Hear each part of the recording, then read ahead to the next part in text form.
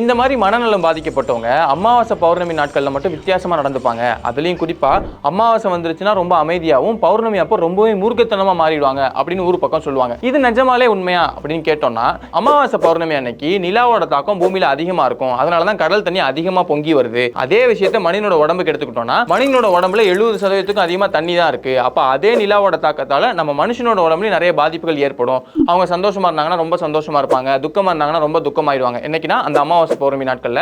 அதுவே மனநலம் பாதிக்கப்பட்டவங்க எடுத்துக்கிட்டோம்னா, அவங்க இன்னும் ரொம்ப அதிகமா மூர்க்கத்தனமாவோ இல்ல ரொம்ப அமைதியாவோ மாற ஆரம்பிச்சிருவாங்க அப்படின்னு சொல்றாங்க. இது உண்மையா பொய்யா அப்படின்னு கேட்டோம்னா, இதுல ரெண்டுமே இருக்கு. இதுல அமாவாசை பௌர்ணமி அன்னைக்கு கடல் அதிகமா பொங்குறது ஏன் அப்படின்னு பார்த்தோம்னா, பூமி நிலா ரெண்டுமே ஒன்னோட ஒன்னு ஒரு ஈர்ப்பு விசையால புடிச்சு இழுத்துக்கிட்டே தான் இருக்கு. இதுல பூமியோட ஈர்ப்பு விசை கொஞ்சம் அதிகமாவே இருக்கு அப்படிங்கிறதுனால நிலா பூமியை சுத்தி வந்துகிட்டே இருக்கு. அதுவே நிலாவோட ஈர்ப்பு விசை கம்மியா தான் இருக்கு அப்படிங்கிறதுனால அது பூமியோட மையத்தை புடிச்சு இழுக்க ட்ரை பண்ணுது. அப்படி இழுக்கும் போது அந்த மையம் நசுங்கி சைடு வாக்கில் இந்த மாதிரி ஒரு பல்ஜ் உருவாகுது.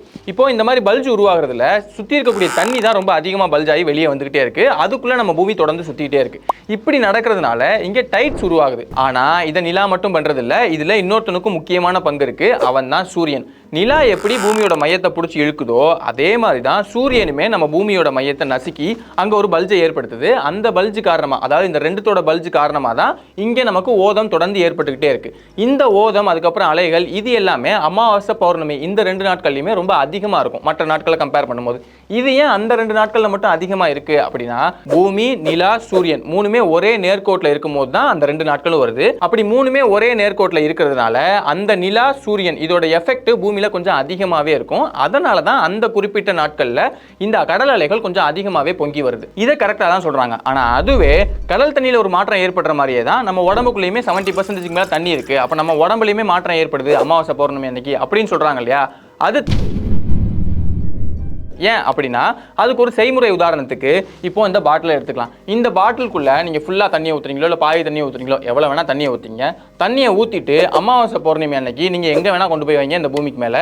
அப்போ இதுக்குள்ளே இருக்கக்கூடிய தண்ணியில் ஏதாவது மாற்றம் ஏற்படுமா அப்படின்னு கேட்டிங்கன்னா கண்டிப்பாக ஏற்படாது. எல்லாருமே ஒத்துக்குவீங்க இல்லையா? அதே தான் மனுஷங்களோட உடம்புலையும். மனுஷங்களோட உடம்பு 70% மேலே தண்ணியால் ஆகியிருந்தாலுமே கூட அந்த தண்ணிங்கிறது நம்ம ரத்தத்தில் அதிகமாக கலந்துருக்கு, நம்ம செல்ஸுக்குள்ளெல்லாம் ட்ராப் ஆயிருக்கு. இந்த எல்லாத்தையுமே எது கண்ட்ரோல் பண்ணுதுன்னா நம்மளுடைய இதயம் தான் கண்ட்ரோல் பண்ணி எங்கே போகணும் எங்கே வரணும், அதாவது ரத்தம் எங்க போகணும் வரணுங்கிறதெல்லாம் கண்ட்ரோல் பண்ணிட்டு இருக்கு. அப்போ எப்படி இந்த பாட்டிலுக்குள்ள இருக்கக்கூடிய தண்ணி ரொம்ப ரொம்ப கம்மியோ அதே மாதிரி தான் மனிதர்களோட உடம்புக்குள்ள இருக்கக்கூடிய தண்ணியும் நிலாவோட எஃபெக்டை கம்பேர் பண்ணும்போது ரொம்ப ரொம்ப ரொம்ப கம்மி தான். அப்படிங்கிறதுனால நிலாவால மனிதர்களோட உடம்புக்குள்ள இருக்கக்கூடிய தண்ணி மேல எந்த விதமான எஃபெக்டையும் ஏற்படுத்தவே முடியாது. நீ சொன்னா எல்லாமே கரெக்டா இருக்குமா? நீ ஆரோக்கியமான வாழ்க்கைக்கு ஆராவெல் ஹெல்த் மிக்ஸ்.